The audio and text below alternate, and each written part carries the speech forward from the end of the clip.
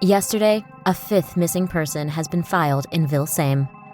The fifth missing person, Ella, was also a 5'2" tall girl. This has proved that speculation that the kidnapper only targets females who are exactly 5'2" tall is true. The families of the victims are enduring hellish days as no missing person has been found yet. The photos shown on the screen now are the missing persons. If you have witnessed them, please file a report by calling the number below. There has already been a fifth disappearance in our neighborhood. The kidnapper seems to be the same person. This is because all 5 victims were girls exactly 5'2" tall. The police speculated that the kidnapper was a pervert obsessed with the figure 5'2". Investigations continued on the serial disappearance cases that lasted for several months, but the whereabouts of the missing persons were unknown, and there was no one who witnessed a kidnapping taking place. Rather, the village was quiet and peaceful. Kaylee, come home right after school. You must never walk around alone.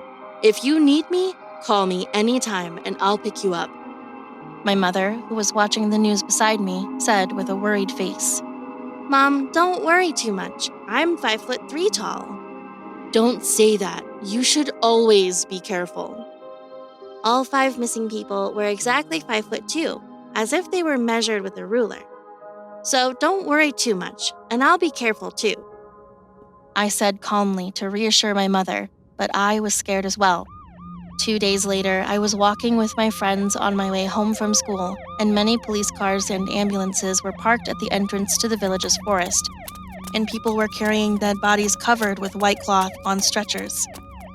The bodies of the missing victims were found buried here and there in the forest. The bodies of 4 people were already decomposed and turned into white bones, and the search team was surprised when they found Ella's body, who disappeared 3 days ago and had not yet decomposed. This was because the body did not have a single piece of skin left.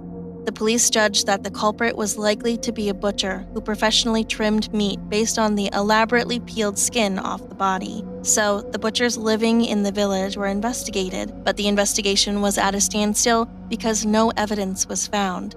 As the investigation intensified, as if the culprit became more cautious, no more victims occurred and several months passed. The incident settled down, but 5'2" tall females never went out alone, and there were even families moving to other neighborhoods to protect their daughters. A few days later, on my way home from school, after parting with my friends, a woman came out of her yard and greeted me. Hi, do you live here? I'm Luna and I live here. Hello, I'm Kaylee. I live in this town too. Nice to meet you. Kaylee, it's so dangerous these days because of the serial killings. Would it be okay if you wander around alone like this? I'm scared, but I'm 5'3" tall, so I just roam around thinking it's going to be okay. But you have to be careful. I have a daughter named Mia and I'm worried a lot these days. Luna said, pointing her finger at the window on the 2nd floor of her house. She said, That's Mia's room. She's 5 feet 2 inches tall, so I don't let her go out at all. In fact, she saw you pass by through her window and begged me to play with you, so I came out to ask you to play with her. I looked at the window on the 2nd floor at which Luna was pointing, and there was a girl standing by the window, looking down at where I was. Does Mia know me? Yeah, it's been a long time since she hasn't gone out, so it's her daily routine to look out the window, but I guess she wanted to be friends with you who passes by every day. Would you like to play with Mia today? I've also baked a delicious apple pie. Yes, I'd like to. I followed Luna into the house. Her house had a charming interior with floral wallpaper and pretty props, and there was a wooden table in the middle of the living room. Luna seemed to be working on sewing until now, as on a mint-colored sewing machine, there was a dress that was half-laced. Luna smiled when she saw me looking at the sewing machine and said, I was just making Mia's dress. I make my daughter's dresses on my own. The dress is so pretty. If you become friends with Mia, I'll make yours too. Come on, follow me to the 2nd floor. Luna went to the 2nd floor and knocked on Mia's door. Mia, I've brought you a friend. When she opened the door, there was Mia sitting on her bed, shaking her hand without saying a word. Her head bowed as she was shy. I smiled brightly and introduced myself to Mia, who was wearing a bucket hat and a black dress. Hello, Mia. I'm Kaylee. I came by because you wanted to be friends with me. Then Mia answered in a small voice. Hello, Kaylee. Thanks for coming to my room. Then Luna happily looked at us and said, Oh, you two have fun. Mommy will bring you girls apple pie. As Luna went down the stairs, Mia asked me, Kaylee, aren't you afraid of the outer world? I'm scared, but I'm 5'3" tall, so I just walk around bravely. Mia, I've heard you're 5'2" tall. Since you can't go out alone, I think it would be frustrating. Then Mia put her arm across mine and took me to a large mirror in the room and said, I'm 5'3" tall now too. That's why I haven't had clothes that fit me lately. Just as she said, Mia and I standing side by side in front of the mirror were the same height.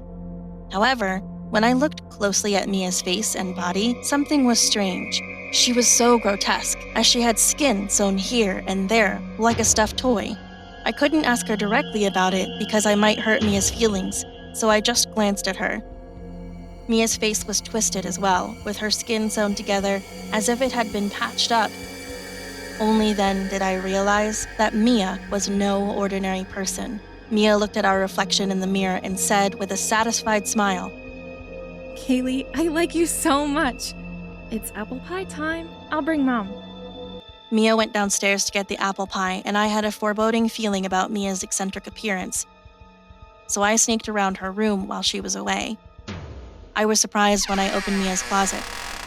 Strange leathers were hanging on 4 hangers, and when I took one of them out and spread it on the floor, it looked as if a human skin had been peeled off. The arms, legs, and torso were cut so that it could be worn like a suit, and a mask with the face and hair of a person's scalp had been peeled off, was also hung in her closet. Ah! What is this? I was startled, and I hurled the unknown leather, thinking I should get out of this creepy house quickly. As I hurried out of Mia's room and went down the stairs, I heard Mia and Luna's voice from downstairs. She's the same height as me. She has a pretty face, so I like her. Hurry up and make me new clothes made out of Kaylee.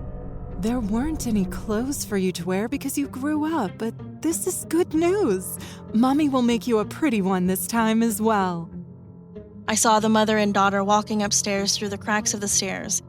Luna had a large plastic bag and a sharp kitchen knife in her hand, and Mia, who was behind her, had cutting scissors in her hand.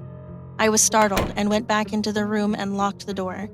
After a while, the mother and daughter found that the door was locked and started knocking on the door.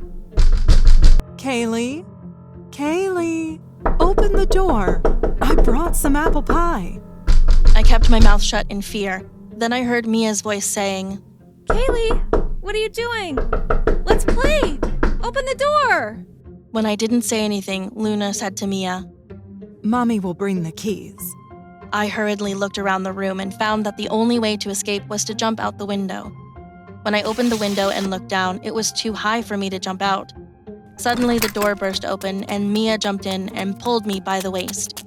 As I writhed myself, Luna swung a kitchen knife from behind and I collapsed on the spot. Ah! Seeing me bleeding from a huge back wound and suffering in pain, Mia hollered with a mad expression. What are you doing? You cut my new clothes! Are you crazy? Mia screamed for a while and sat down sobbing. It's because of you, Mom! You ruined it all! Now I have no more clothes to wear! Look at this! My feet are sticking out because my clothes are too short! Mia's ankle protruded from under the leather on the sole of her foot. There was another foot, and the red skin with dead skin cells and cracks all over was so disgusting that it could not be considered human skin. Luna said, comforting Mia. Oh, it's all Mommy's fault. I was in a hurry thinking she'd jump out the window. Sorry, Mia. Now what? There are so many cops that I can't even get new clothes anymore. Then Luna looked down at me, pondering, and then said to Mia, Mia, I've got an idea. Why don't we wait until the wound is healed and then skin her? Mia's face immediately brightened and she grinned. The mother and daughter taped my wrists and ankles and each carried my legs and torso and went down to the basement. Lights in the basement, I saw a neatly organized cutting room with bright white lights. On the large work table, a belt was installed to bind limbs, and surgical tools and cutting supplies were placed on the table. They laid me down on the work table, brought antiseptic and bandages, and started treating my wound. That's how I was locked in the cutting room until the wound healed and their treatment to obtain my leather began. The mother and daughter brought soup, bread, and water and fed me, applied medicine to the wounds frequently, and tied my limbs to the work table during the rest of the time. Look at this, Kaylee. You've become so famous. The devil, like Mia, would often show me news by holding her tablet PC in front of my eyes. On the news, with an exasperated voice, the anchorman was saying that a sixth missing person had occurred, along with my picture, which was followed by my mother crying out for help to find me. When I saw my mother on the news, I burst into tears and begged Mia to get me out of here, but there was no use. As time passed, scabs formed on the deep wounds and new flesh began to come out. The fact that the new flesh was coming out meant that my death was not far away. Mia looked at my wound on my back and smiled broadly. Mom, the scab is about to fall off. The new skin is coming out. I think I can make new clothes now. Yes, that's true. I guess I have to start cutting. Mia, could you take off your clothes and lie down? Mia took off her black dress and then started taking off her suit made of human leather as well.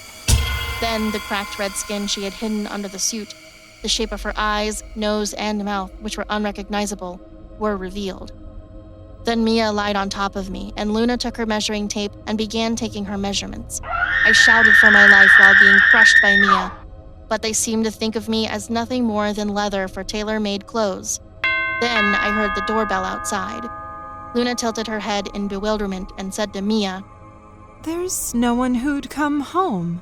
Just keep an eye on Kaylee so she doesn't scream. She hurried out to the front door, and Mia whispered as she thrust a sharp cutting shear into my neck. Shh! Kaylee, be quiet or I'll stab you ruthlessly in the neck with this thing. I knew very well that Mia could never hurt my body. Help me! When I cried out, Mia startled, clamped my mouth shut, and I bit her fingers as hard as I could. I screamed once more when she collapsed, grasping her fingers. Help me! There's someone in the basement!